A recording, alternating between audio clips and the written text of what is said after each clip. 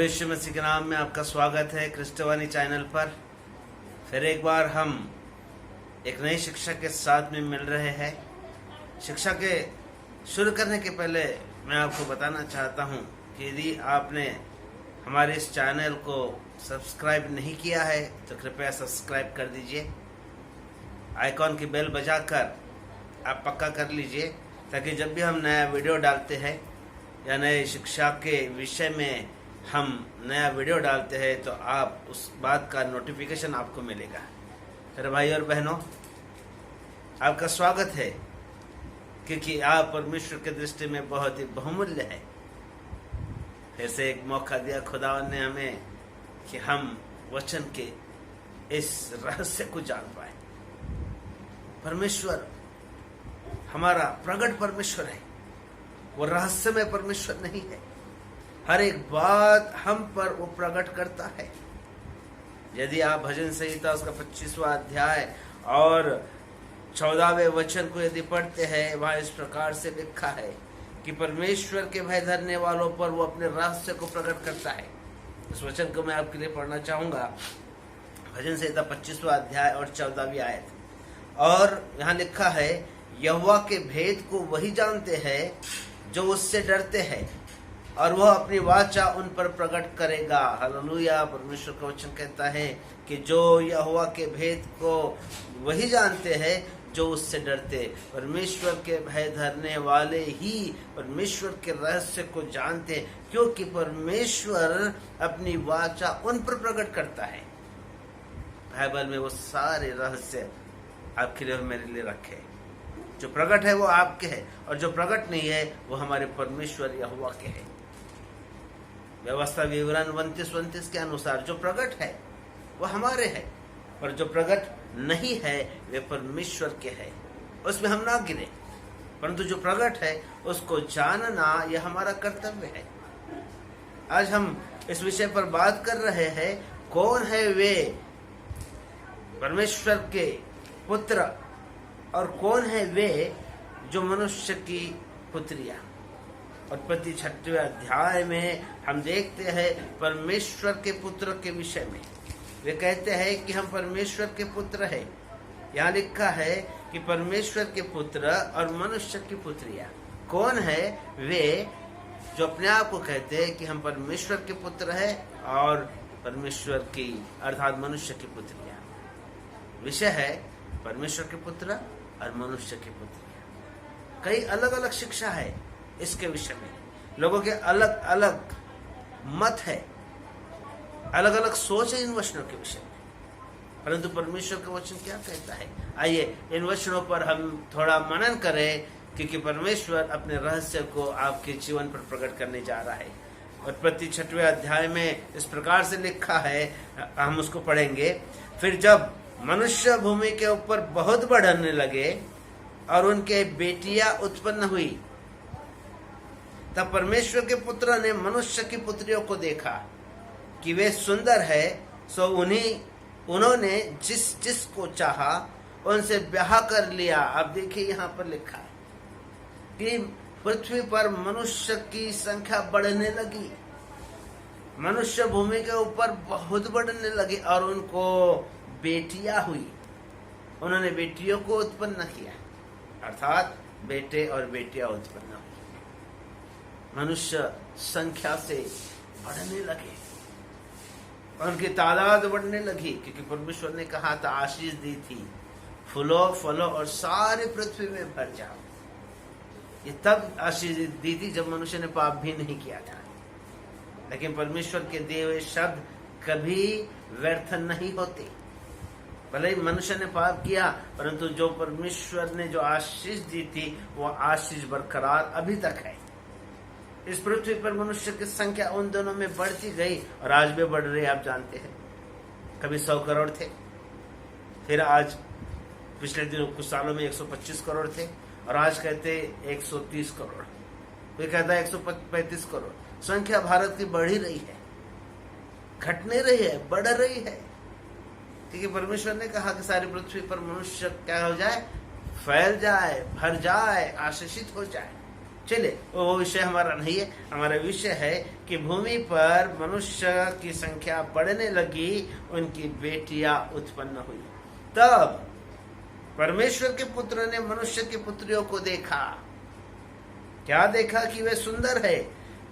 सो उन्होंने जिसको चाहा उनसे ब्याह कर लिया। प्रायोरिटी हम देखते हैं यहाँ पर। प्रायोरिटी किस बात की थी?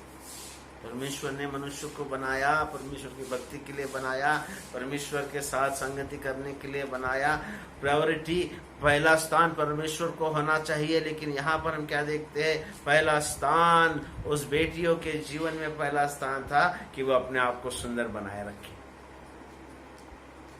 शायद उन दिनों में ब्यूटी पार्लर नहीं होंगे, आज है, आज ब्यूटी पार्लर है। अब ब्यूटी पार्लर में कितना महिलाएं खर्च करती है आप जानते हैं।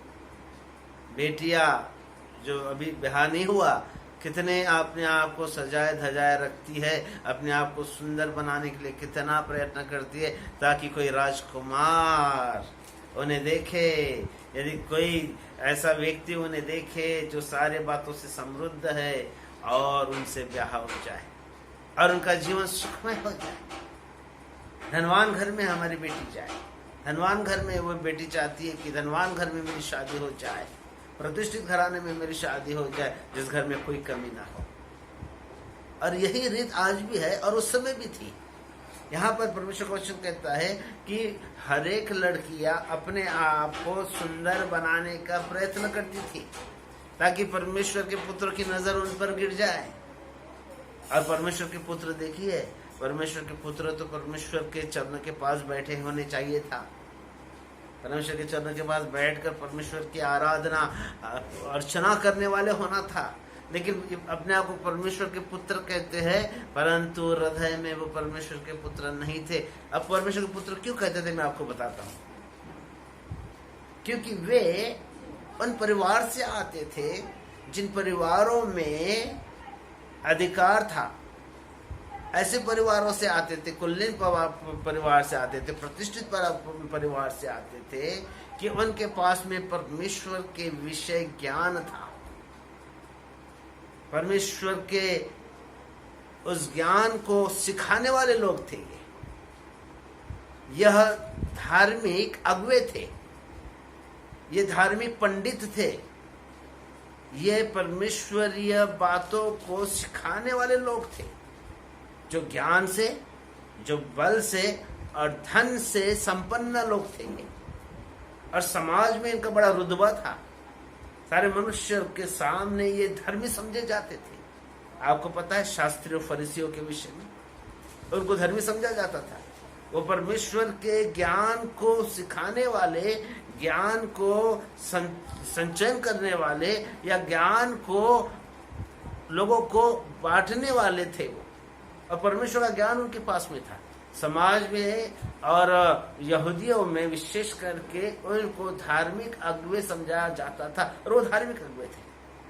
वैसे ही नूह के दिनों में भी जो अपने आप को परमेश्वर के संतान कहते, परमेश्वर के पुत्र कहते, वे ही लोग थे जिन्हें धार्मिक अगुवे कहा जाता था, जो परमेश्वर के ज्ञान को जानते थे और मनुष्य के बीच में धार्मिकता का बखान करते, धार्मिकता की शिक्षा देते।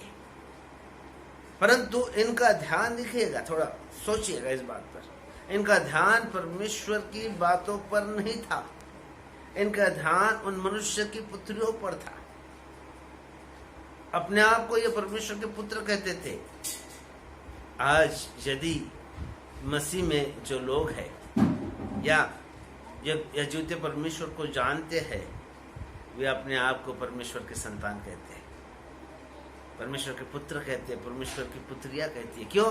क्योंकि परमेश्वर ने उन पर बड़ा अनुग्रह किया, उनका उद्धार हुआ है और उन्हें सच्चे परमेश्वर की पहचान हुई है। इसलिए वे अपने आप को परमेश्वर के संतान कहते हैं, या परमेश्वर का ज्ञान उन्हें प्राप्त हो गया है। ऐसा ही उन दिनों में इनके पास में परमेश्वर के विषय का ज्ञान था। इनको परमेश्वर की बातों को सिखाने वाले थे। ये धर्मी अगुवे थे, धार्मिक पुढ़ारी थे ये। धार्मिक अगुवे थे और इसीलिए वे अपने आप को परमेश्वर के पुत्र कहते थे। इनका बिजनेस तो एक ही होना था, परमेश्वर के आराधना में मग्न इनको रहना था, परंतु परमेश्वर के आराधना में मग्न नहीं रहते, परंतु इनका एक ही उद्देश्य था कि जो जो मनुष्य की पुत्रियां है जो अति सुंदर है उनको खोज निकाले और उनसे ब्याह करे, उनसे ब्याह करे। और मनुष्य के पुत्रियों का एक ही प्रयास रहता था कि अपने आप को सुंदर बनाए रखे, ताकि ऐसे व्यक्ति की दृष्टि उन पर गिर जाए और वो बड़े घराने में उसकी शादी हो जाए, बड़े घराने की बहू बन जाए, ऐसे धार्मिक अगुवे की पत्नी बन जाए जो अति प्रतिष्ठित है, समाज में उसे इस नाम से जाना जाता है कि यह परमेश्वर का पुत्र है। यदि आप आगे में पढ़ते हैं तो परमेश्वर क्या कहता है, देखिएगा, आगे में पढ़ना चाहूंगा आपके लिए। यहाँ लिखा है, यहाँ लिखा है, और यहोवा ने कहा, मेरा आत्मा मनुष्य से सदा विवाद करता न रहेगा, क्योंकि मनुष्य भी शरीर ही है। परमेश्वर ने मनुष्य की ओर देखा, कहा कि मेरा आत्मा मनुष्य से विवाद करता नहीं रहेगा, क्योंकि मनुष्य केवल शरीर है, केवल वो पापमय है, वो पापी है और कुछ नहीं है, केवल वो धूल है। आपको पता है शरीर का अर्थ है पाप में गिरा हुआ व्यक्ति, पतित जिसको कहा गया है। मराठी यदि आप बाइबल पढ़ते हैं और वहां लिखा है महाकाय, महाकाय का अर्थ है पतित, पापी, पतित। केवल मनुष्य केवल देही है, केवल वो शरीरी है, अर्थात वो पापी है। आगे क्या कहता है, देखिए वचन, चौथी वचन में क्या, तीसरे वचन में आगे क्या कहता है, क्योंकि मनुष्य भी शरीर ही है और उसकी आयु 120 वर्ष की होगी। परमेश्वर ने कहा कि मनुष्य की आयु 120 वर्ष की होगी। उन दिनों में पृथ्वी पर दानव रहते थे, और उनके पश्चात जब परमेश्वर के पुत्र मनुष्य की पुत्रियों के पास गए, तब उनके द्वारा जो संतान उत्पन्न हुई वे पुत्र शूरवीर होते थे, जिनकी कीर्ति प्राचीन काल से प्रचलित है। प्राचीन काल से इनकी कीर्ति प्रचलित है, परमेश्वर का वचन कहता है, क्योंकि वहां पर महाकाय रहते थे, दानव रहते थे। दानव का अर्थ होता है पतित और पापी। परमेश्वर उन्हें दानव कहता है, ये नहीं। और वो बड़े बुद्धिमान थे, बलवान थे, वो प्रतिष्ठित थे, और और अपने आप को वो परमेश्वर के पुत्र कहते थे। इन परमेश्वर के पुत्र ने मनुष्य की पुत्रियों के पास गए, और उनके द्वारा जो संतान उत्पन्न हुई वे पुत्र शूरवीर होते थे, जिनकी कीर्ति प्राचीन काल से प्रचलित है। बड़े शूरवीर थे, ज्ञान में, बुद्धि में, शारीरिक बातों में, धन में, सारे बातों में ये शूरवीर थे, और इनकी कीर्ति प्राचीन काल से प्रचलित है, हम सुनते आए हैं। परंतु पांचवा वचन स्पष्ट करता है कि सचमुच ये परमेश्वर के पुत्र थे क्या, क्योंकि यदि परमेश्वर के पुत्र होते तो परमेश्वर उनके विषय गवाही देता। अब यहाँ पर परमेश्वर के पुत्र के विषय में और सारे मनुष्य संतानों के विषय में परमेश्वर क्या गवाही देता है, आप देखिएगा। छठवीं आयत में कहता है, 5वीं आयत में, और यहोवा ने देखा मनुष्य की बुराई पृथ्वी पर बढ़ गई है। मनुष्य ने देखा कि पृथ्वी पर मनुष्य की बुराई बढ़ गई है, और उनके मन के विचार में जो कुछ उत्पन्न होता है सो निरंतर बुरा ही होता है। तब यहोवा पृथ्वी पर मनुष्य को बनाने से पछताया, और वह मन में अति खेदित हुआ। तब यहोवा ने सोचा कि मैं मनुष्य को जिसकी मैंने सृष्टि की है पृथ्वी के ऊपर से मिटा दूं। क्या मनुष्य, क्या पशु, क्या रेंगने वाले जंतु, क्या आकाश के पक्षी, सबको मिटा दूंगा, क्योंकि मैंने उनके बनाने से पछताया हूँ, क्योंकि मैं उनके बनाने से पछताया हूँ। हालेलुया। परंतु नूह पर परमेश्वर की कृपा दृष्टि बनी रही। जो उनके हृदय में उत्पन्न होता था निरंतर बुरा ही उत्पन्न होता था। आप मुझको बताइए, यदि वो परमेश्वर के पुत्र होते तो क्या परमेश्वर उनके विषय गवाही देता कि उनके मन में जो उत्पन्न होता है वो बुरा ही उत्पन्न होता है? वे मनुष्य थे, कोई वे परमेश्वर के स्वर्ग से उतरे हुए परमेश्वर के पुत्र नहीं थे। बहुत सी गलत शिक्षाएं हैं, मैं आपको बताना चाहता हूँ। बहुत से लोग अपनी मनगढ़ंत बातों को इस प्रकार से प्रस्तुत करते हैं वे कहते हैं कि ये परमेश्वर के पुत्र वो है जो लूसीफर के साथ में, अर्थात उस दूत के साथ में, जो मुख्य दूत था, उसके साथ में जब गिराए गए, लूसीफर को जब स्वर्ग से गिराया गया, वो पृथ्वी पर आकर गिरा, तो उसके साथ में बहुत से स्वर्गदूत भी गिराए गए। और ये बात सच है। जब शैतान को स्वर्ग से हकाल दिया गया, उसको निकाल दिया गया, उसके साथ में बहुत से दूत भी निकाले गए जिन्होंने लूसीफर का साथ दिया था, जिन्होंने लूसीफर के बातों का मतलब यकीन करके लूसीफर के बातों को मजबूती दी थी, अर्थात वो लूसीफर के और थे। तब जब लूसीफर को निकाला गया, वो दूत का भूत बना, शैतान बना, उसके साथ साथ ये सारे दूत भी निकाले गए जो लूसीफर के साथ में थे। वो अपने खुद भी निकला और बहुत से स्वर्गदूतों को लेकर निकला। परंतु मैं और बहुत से लोगों का यह कहना है कि जो लूसीफर के, शैतान के साथ में जो दूत इस धरती पर आकर गिरे, वे परमेश्वर के पुत्र हैं। और उन्होंने मनुष्य की पुत्रियों को देखा कि वो सुंदर है, और जैसा जैसा उन्होंने चाहा वैसे वैसे मनुष्य की पुत्रियों के साथ में ब्याह कर लिया, और उनसे और वे एक दूसरे को, और उन्होंने एक दूसरे को जाना, और उनके द्वारा जो संतान उत्पन्न हुई वो बड़े बलवान, शूरवीर, और प्राचीन काल से उनकी कीर्ति को हम सुनते आए हैं, ऐसा लोग कहते हैं। परंतु एक बात मैं आपको पूछना चाहता हूँ, उन भाइयों से, उन बहनों से पूछना चाहता हूँ जो इस ऐसी शिक्षा पे विश्वास करते हैं या ऐसी शिक्षा को जो प्रचार करते हैं, उनसे मैं एक बात पूछना चाहता हूँ। और मैं आपको ये बात यकीन दिलाता हूं कि परमेश्वर का वचन क्या कहता है। परमेश्वर आत्मा है, और जितने भी स्वर्गदूत है वे सब के सब आत्मा है, उनको शरीर नहीं है। वे एक अच्छी आत्मा है। स्वर्गदूत है मतलब एक अच्छी आत्मा है, और दुष्ट आत्मा मतलब एक बदरू। जो अच्छी आत्मा थी पहले, जब उसको निकाल दिया गया तो वो बदरू बन गई, वो दुष्ट आत्मा बन गई, जिसको हम शैतान कहते हैं। और ऐसे कई आत्माएं, ऐसे कई स्वर्गदूत निकाले गए जो उस लूसीफर के साथ में निकले, और वो सब अच्छी आत्मा थी पहले, अब वो दुष्ट आत्माएं बन गई है। आत्माओं को शरीर नहीं होता, और ना वो शरीर को धारण कर सकती है, ध्यान रखिएगा। आत्मा को शरीर नहीं होता।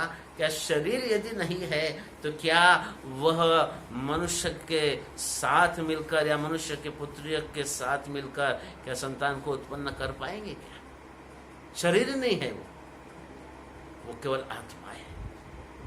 अरे यहाँ पर यह शिक्षा है, मेल नहीं खाती, क्योंकि जो स्वर्गदूत निकाले गए वे केवल आत्मा है।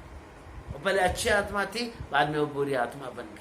वो आत्माएं क्या मनुष्य की पुत्रियों के साथ मिलकर या उनको जानकर क्या संतान को उत्पन्न कर सकती है क्या? और उत्तर नहीं है, क्योंकि वो परमेश्वर नहीं है।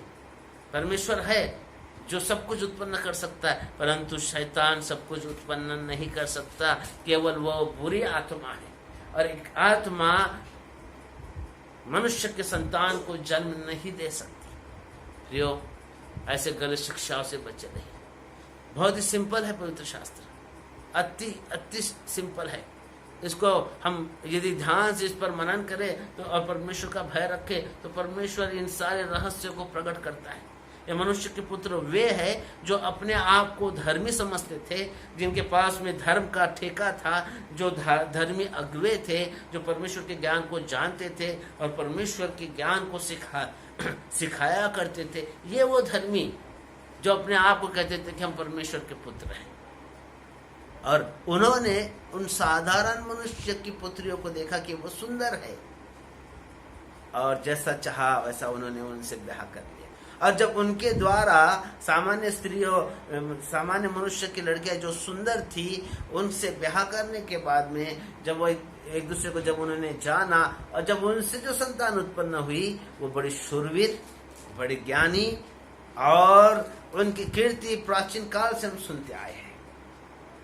उनको महाकाय कहा है, उनको दानव कहा है, और दानव का अर्थ होता है पतित, अपवित्र, पतित, पापी। मेरे भाई और बहनों, यह रहस्य बहुत ही सिंपल रहस्य।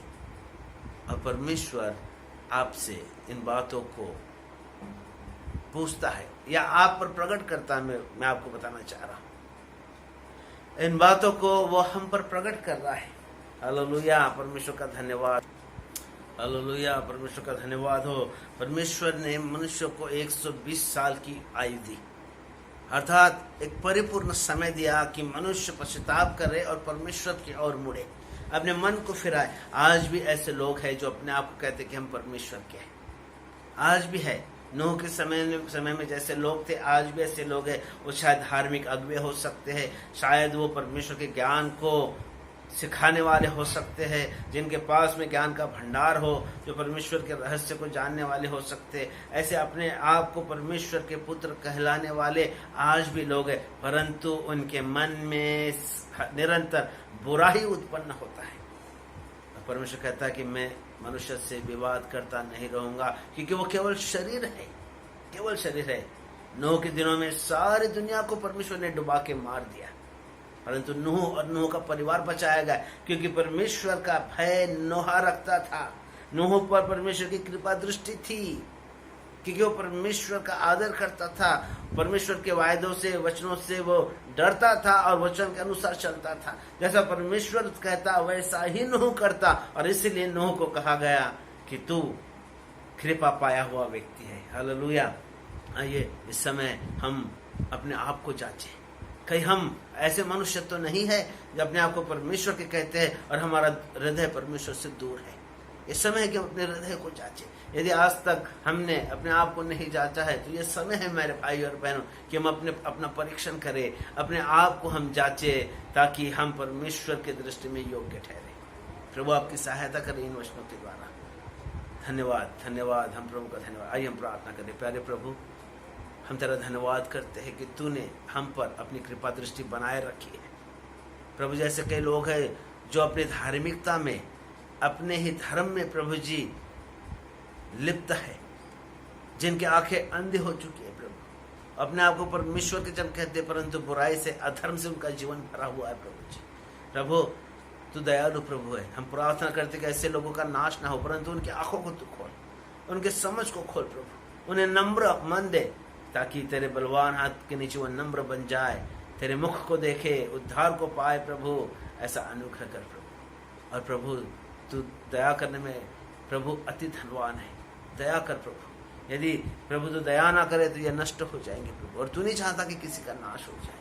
प्रभु हम तेरा धन्यवाद करते हैं कि तूने इन वचनों के द्वारा हमारी सहायता की है, हमें तेरे वचन को तूने खोल कर बताया है प्रभु जी। हम तेरा शुक्रिया अदा करते हैं। जैसे एक बार हम अपने आप को, तेरे प्रियगणों को तेरे हाथ में सौंपते हैं और प्रार्थना यीशु के नाम से मांगते हैं, आमीन।